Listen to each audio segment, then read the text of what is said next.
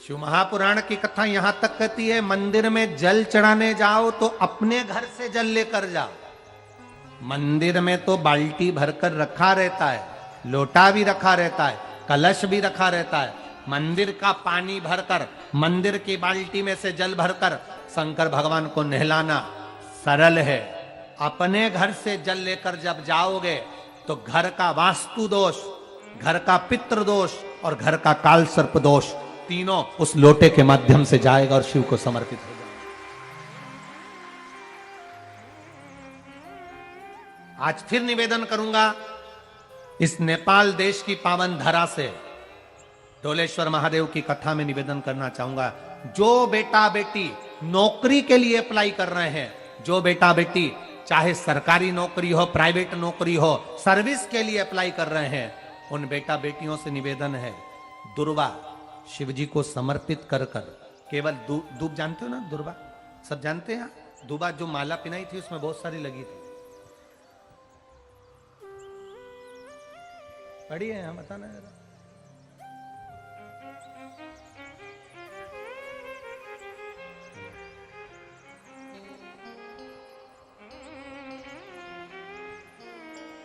दुर्वा, जो बेटा बेटी सर्विस के लिए अप्लाई कर रहे हैं, तुम मेहनत करो, पढ़ाई करो, खूब पढ़ो, खूब तैयारी करो, अच्छे से तैयारी करो। जितनी मेहनत तुमने पूर्व में करी उससे दुगनी मेहनत तुम करो उस नौकरी को पाने के लिए।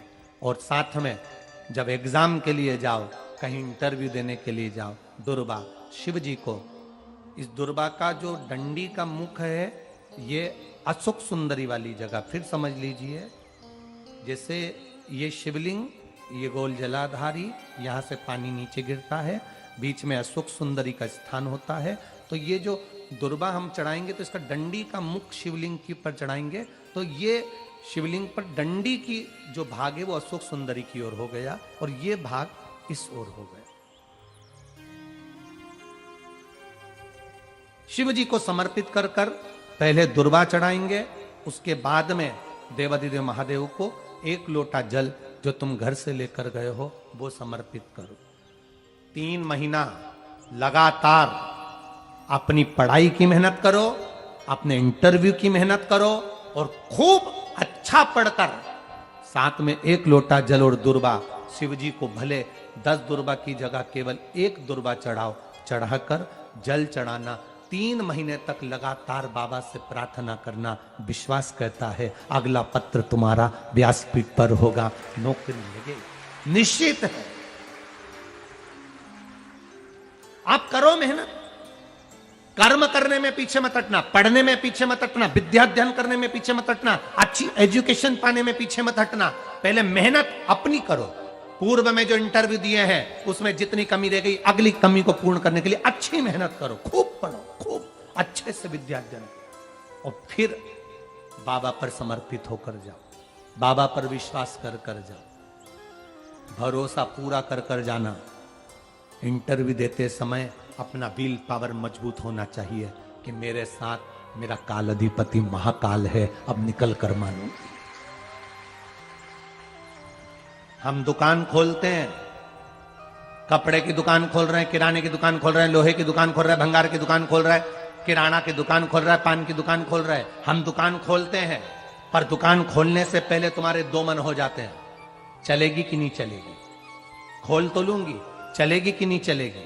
जिस दिन तुम दुकान खोलो 1 महीने पहले, 2 महीने पहले, 3 महीने पहले बाबा को दुर्वा चढ़ाकर एक लोटा जल चढ़ाकर नियम बनाकर जाना, 3 महीने बाद मैं दुकान खोल रही हूं, 2 महीने बाद मैं दुकान खोल रही हूं और मेरा विश्वास कहता है दुकान चलेगी। जिस दिन तुमने विचार कर लिया कि दुकान चलेगी कि नहीं चलेगी तो वो नहीं चलेगी। जिस दिन तुमने विचार कर लिया कि दुकान खोल रही हूं, मेहनत करूंगी, दिल से करूंगी, भले मेरे पास ज्यादा माल नहीं है, जितना माल खरीद के लाऊंगी उतना बेच कर बताऊंगी क्योंकि मेरे साथ काल अधिपति महाकाल है, तो वो चलेगी। विश्वास दृढ़ करो, भरोसा पक्का करो। जिस दिन तुम्हारा विश्वास दृढ़ हो गया उस दिन तुम विजय हो गए, उस दिन तुम आनंदता में हो गए। बच्चों का विल पावर कमजोर हो रहा है, दोस्त कह देते हैं सीए की पढ़ाई बहुत कठिन है, इंजीनियरिंग की पढ़ाई बहुत कठिन है, डॉक्टर की पढ़ाई बहुत कठिन है। साथ वाले ऐसे मत ढूंढना जो तुम्हारा विल पावर कमजोर कर दे।